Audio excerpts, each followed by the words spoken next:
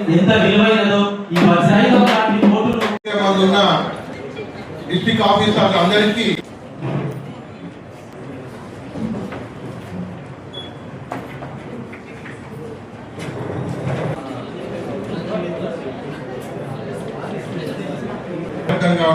ఈ లైట్ లో కొంచెం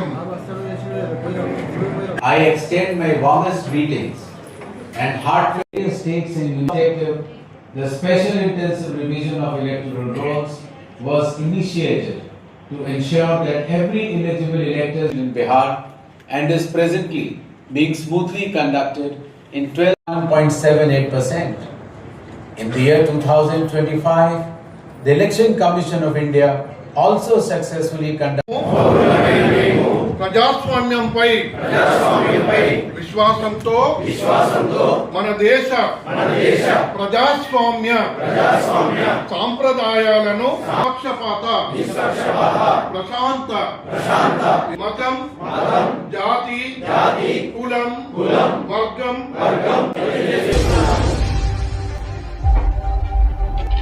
తర్వాత ఏ అక్షిత స్టూడెంట్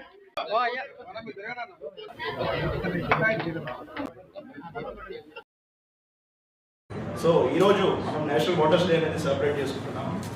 జనవరి 25 అంటే రిపబ్లిక్ డే కన్నా ఒక్కరోజు ముందు 1950 సంవత్సరంలో మనకి ఎలక్షన్ కమిషన్ ఆఫ్ ఇండియా అనేది ఎస్టాబ్లిష్ చేయడం జరిగింది. అప్పుడు ఉన్న కాన్స్టిట్యూషనల్ మేకర్స్ ఏం ఆలోచించారంటే మనం ఎలక్షన్స్ నిర్వహించడానికి ఒక ఇండిపెండెంట్ బాడీ అనేది ఒకటి ఖచ్చితంగా కావాలి. ఒక ఇండిపెండెంట్ బాడీ ఎలక్షన్స్ నిర్వహిస్తేనే దానికి సంబంధించిన వచ్చిన రిజల్ట్స్ కూడా ఇండిపెండెంట్గా ఉంటాయి. ఎటువంటి మతంకి సంబంధించిన కానీ ధనానికి సంబంధించిన కానీ ఎటువంటి ప్రలోభాలకు తావు లేకుండా ఒక ఇండిపెండెంట్ బాడీ ఎలక్షన్స్ నిర్వహిస్తే అలాంటి ఎలక్షన్స్ని ప్రజలందరూ గౌరవిస్తారు. మనం ఇప్పుడు ఎంతో మన చుట్టుపక్కల దేశాల్లో చూస్తాం, రక్తం చుక్కల వల్ల ప్రభుత్వాలు మారుతున్నాయి, కానీ మన వేలి మీద పడే సిరా చుక్కతో మాత్రమే మన భారతదేశంలో ప్రభుత్వానికి సో అంత విలువైన ఓటుని కూడా మనం ఇప్పటివరకు చూసుకుంటే దాదాపు సుమారు 100 కోట్ల ఓటర్లు అనేది మన దేశంలో ఉన్నారు, 18 సంవత్సరాలు నిండిన వాళ్ళు. కానీ మనకి ఓటర్స్ ఎంతమంది నిజంగా ఓటు వేస్తున్నారంటే 60 నుంచి 70 కోట్ల మంది మాత్రమే ఓటు వేస్తున్నారు. ఇంకా 30 కోట్ల మంది ఏంటి అంటే